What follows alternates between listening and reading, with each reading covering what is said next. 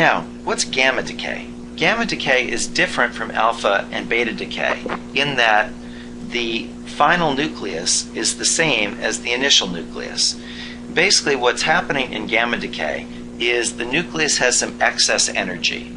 And what it does is it gives that off in the form of electromagnetic radiation. And remember that gamma rays are very high energy electromagnetic radiation. Remember, gamma rays are higher energy than X-rays.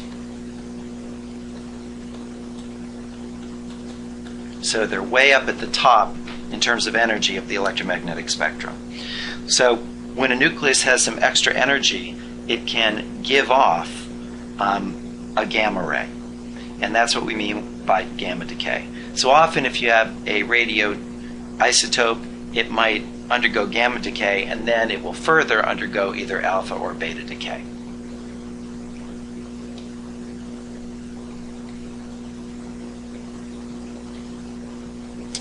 Now, one of the big questions that you might have about radioactivity is, do all the unstable nuclei decay at once? And you probably already have a sense that no, they don't. So for example, let's say that I just have a chunk of uranium. So here's my chunk of uranium. And of course, in any regular size chunk of uranium, there would be, billions of atoms making up that chunk. And what happens is that only some of those will decay at any time. And so the nucleus of an atom in a radioactive material will have some probability of decaying in a certain time. So if I look at this chunk of uranium and it starts off as pure uranium, after a certain amount of time, some of it will have become a different material because it will have undergone either alpha or beta decay. In order to quantify this process, we define something called the half-life. The half-life of a radioactive material is the amount of time for half of the original material to be gone. So let's take a look at an example of that. Here's a radioactive isotope or radioisotope, AM-242, and AM stands for America. So it's one of the elements on the periodic table. And it turns out the half-life of this particular isotope is 16 hours. Okay, so it's a very short half-life. Well, what does that mean? So let's say that I start out with 1 kilogram of this element. What that means is that after 16 hours, so after one half-life, I would now only have half a kilogram. Okay? So in other words, it's gone down from 1 kilogram down to half a kilogram in that time. Now again, since the half-life is the amount of time to lose half of the material, if another half-life goes by, it'll have gone down by another half, so I'll have gone from a half to a fourth. When another half-life goes by, I'll have lost half of that, which would bring me down to an eighth. And if I looked at another half-life later, it would bring me down to a 16th. So one of the things that you'll notice about radioactive decay is you never really completely get rid of what you start with, but every half-life you lose half of what you have left. Okay, and you may remember, those of you who have had more advanced math courses, you may remember that this is called exponential decay. Okay, so that process of every certain amount of time decreasing by half. Let's look at the radioactivity units that are used when we're talking about radioactive materials. Radioactive material is measured in curies. That's the traditional unit. And a curie simply represents 3.7 times 10 to the 10th disintegrations per second. So if I have a certain amount of material that has that is 2 curies, that would simply mean that that chunk of material is producing 2 times 3.7 times 10 to the 10th disintegrations per second. Now, the SI unit for radioactivity is the becquerel, and a becquerel simply represents 1 disintegration per second. Okay, and so we can relate the two. Curies and becquerels are related this way. 1 curie is 3.7 times 10 to the 10th becquerels, since a becquerel is 1 disintegration per second, and a curie is 3.7 times 10 to the 10th disintegrations per second. Let's take a look at a sample problem. Given a 60 microcurie sample of a radioisotope with a half-life of 10 days, the radioactivity will be 7.5 microcuries after how many days? So here we want to use the concept of half-life. We know that 10 days is the amount of time for the amount of the original sample to go down by half. So in this problem, we're starting with 60 microcuries. Okay, so that's the size of our initial sample. So after 7 days,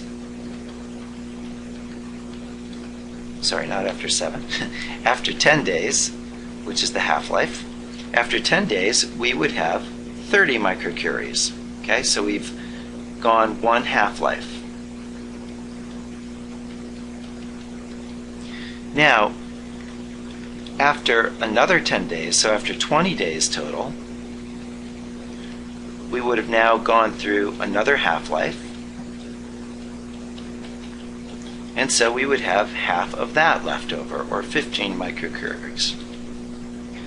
And after another 10 days, so after 30 days total, when we've gone through another half-life, we would now have half of that left over, which would be 7.5 microcuries. And so the answer would be that after 30 days, we would have 7.5 microcuries left.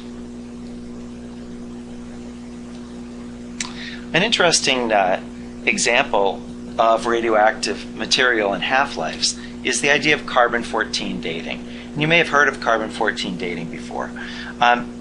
It uses the fact that about 1% of the carbon that's naturally occurring is the radioactive isotope carbon-14.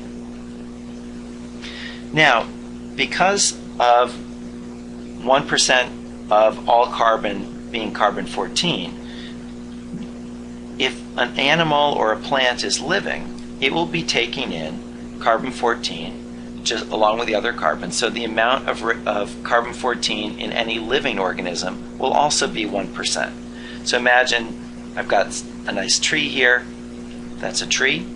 And as long as that tree is alive, 1% of the carbon is carbon-14.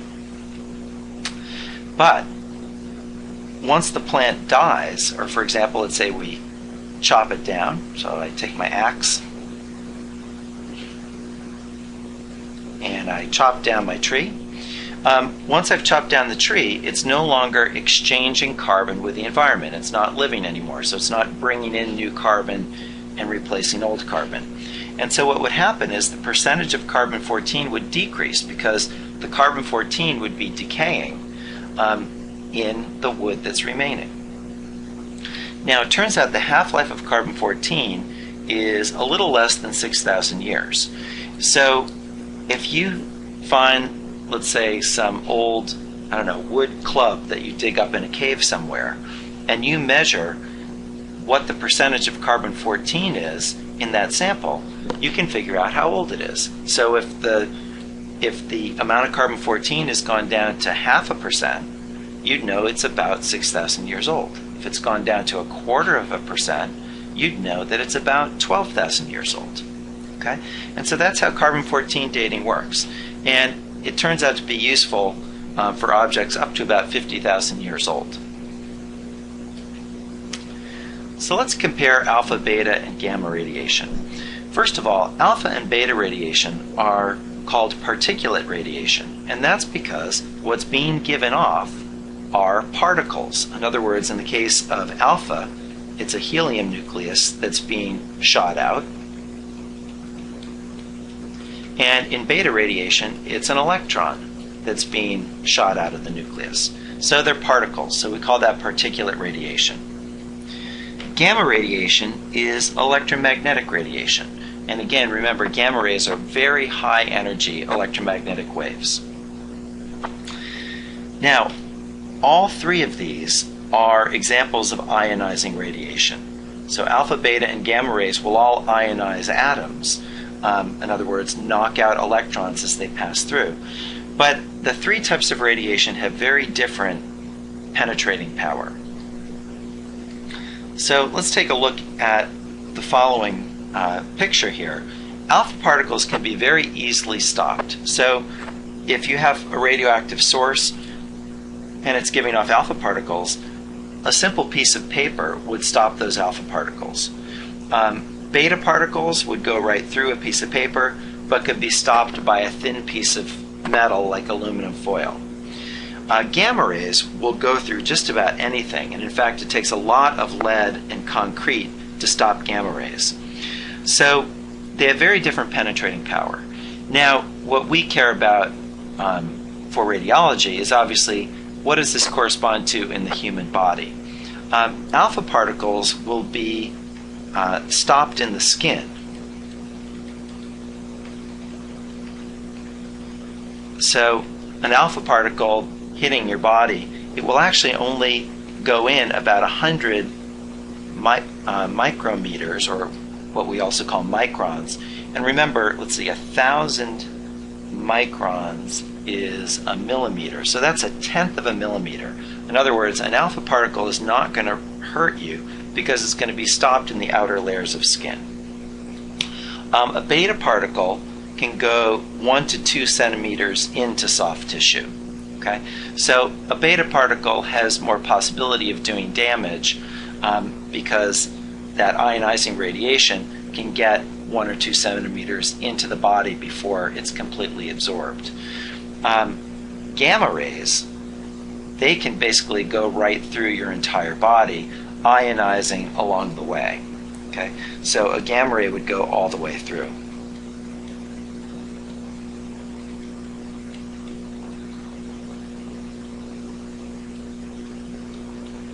Now contrast that, by the way, with X-rays, that a gamma ray is not going to be stopped by your bones, but an X-ray will be, which is why X-rays show you bones when you use them diagnostically.